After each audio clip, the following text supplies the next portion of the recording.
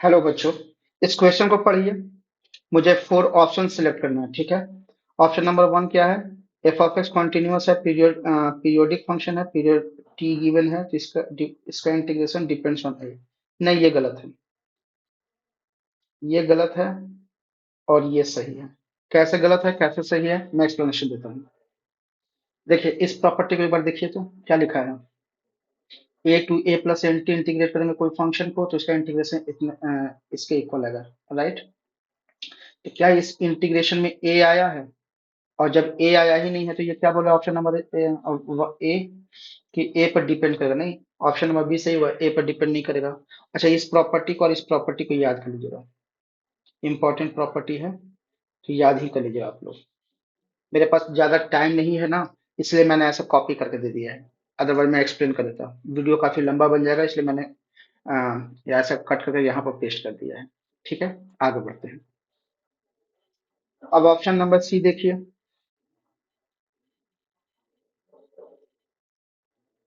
ठीक है, कोई भी पीरियोडिक फंक्शन का डेफिनेशन क्या होता है?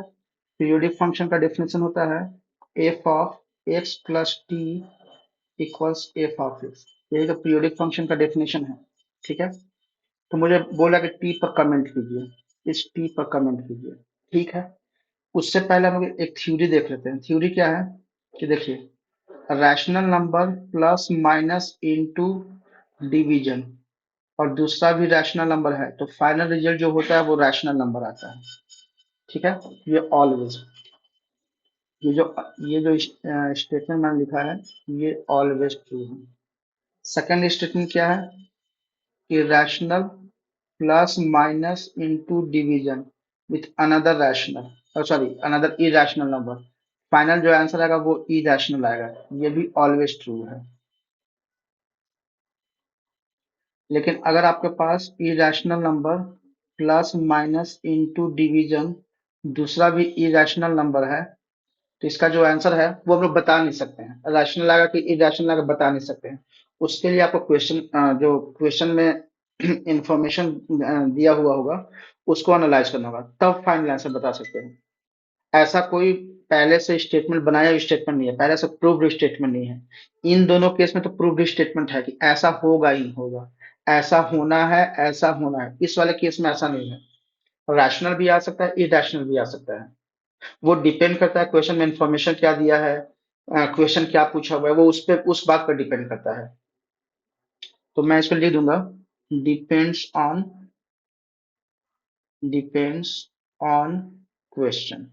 ये क्वेश्चन पर डिपेंड करता है इन्फॉर्मेशन कैसा गिवन है, ठीक है। अगर इतना समझ में आ गया है, चलिए आगे बढ़ते हैं। ठीक है, मैंने यहाँ पर वो स्टेटमेंट लिख दिया। क्यू को हम लोग रैशनल नंबर बोलते हैं, क्यू के रैशनल नंबर के लिए क्यू को क्यू से रिप्रेजेंट करते हैं, और इरेशनल नंबर के लिए क्यू बार से डिनोट करते हैं। तो वही इन्फॉर्मेशन लिखा है, रैशनल और रैशनल जो होता है रैशनल होगा, rational plus minus into division irrational with irrational answer आएगा। Irrational plus minus into division with another irrational, वो डिपेंड्स ऑन क्वेश्चन, वो क्वेश्चन पर डिपेंड करेगा। अब यहाँ पर आते हैं, तो मैं क्या कर रहा हूँ ना, एक्स का डेफिनेशन गिवन है। अगर एक्स रैशनल है तो मैं ऐसे लिखता हूँ, एक्स रैशनल नंबर है प्लस, अभी टी के बारे में कमेंट नहीं करेंगे, थोड़ा सा रुक जाते हैं, इक्वल्स, उस केस में एफ ऑफ एक्स कितना हो जाएगा, एफ ऑफ रैशनल नंबर, इसका आंसर कितना आएगा, जब एक्स रैशनल है तो इसका आंसर कितना आ रहा है, 1 आ रहा है। और अगर वही मैं बोलूं एफ एक्स जो है वो इरेशनल नंबर है, प्लस अभी पीरियोडिसिटी पर वो नहीं कर रहे, कमेंट नहीं कर रहे, this one equals F of Q bar. अगर ऐसा है एक्स इरेशनल है तो इसका आंसर कितना आएगा, 0 आएगा। ठीक है, चलिए अब यहाँ देखिए, अगर मैं यहाँ अब क्या बोल रहा है, देन टी इज रैशनल, यानी टी रैशनल है कि ई रैशनल है उस पर कमेंट करते हैं। तो यहाँ पर देखिए, तो अगर मैं क्यू डालूं तो रैशनल प्लस रैशनल, तो एक रैशनल नंबर बन जाएगा। तो एफ ऑफ रैशनल नंबर का आंसर कितना है, 1 है। वही तो लिखा है, एफ ऑफ रैशनल नंबर का आंसर 1 है, यानी ये तो सही है। और अगर मैं गलती से क्यू की जगह पर, अगर मैं टी को रैशनल नंबर लेके मगर मैं इरेशनल नंबर लूं तो क्या बन जाएगा, rational plus irrational, irrational number.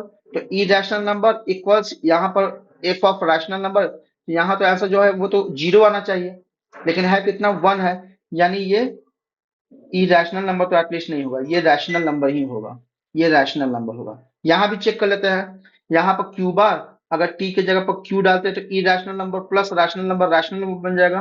तो F of rational number equals, sorry, Q bar irrational number plus rational number irrational number बन जाएगा। F of irrational number equals F of irrational number equals zero. अब तो answer सही है, क्योंकि मैंने इन दोनों स्टेटमेंट का यूज किया है यहाँ पर। ठीक है, आई होप कि आप लोगों को समझ में आ गया होगा, यानी ऑप्शन नंबर सी भी सही है। If define in C is periodic for all, नहीं, ऐसा कोई जरूरी नहीं है, ऐसा कोई जरूरी नहीं है। ठीक है, तो आई होप कि ये एक्सप्लेनेशन आप लोगों को पसंद आया होगा। अगर ये एक्सप्लेनेशन पसंद आया तो प्लीज आप लोग से रिक्वेस्ट है, इस वीडियो को लाइक करें, इस वीडियो को शेयर करें, मेरे चैनल को सब्सक्राइब करें। देखिए, आप लोग के लिए इतना इन्फॉर्मेटिव वीडियो ला रहा हूँ, इतना मेहनत कर रहा हूँ, तो आप लोग अपना सपोर्ट मेरे चैनल को दिखाइए, मेरे चैनल को सब्सक्राइब कीजिए। ठीक है, क्या इस क्वेश्चन से रिलेटेड कोई भी डाउट है? अगर आपके पास डाउट है तो आप अपना डाउट मेरे कमेंट सेक्शन में लिखें, मैं आपके डाउट को क्लियर करने का ट्राई करूंगा। फिर नेक्स्ट क्वेश्चन में मिलते हैं।